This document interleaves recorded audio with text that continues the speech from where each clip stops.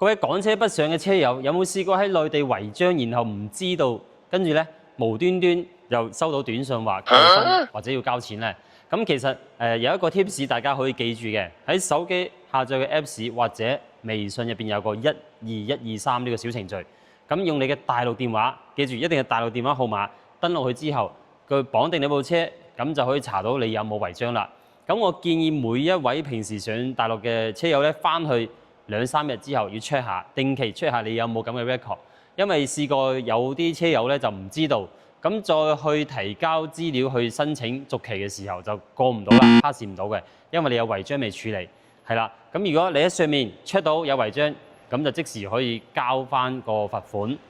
咁佢嘅週期就重新計過㗎啦，咁呢個流程咧我陣間 send 喺度，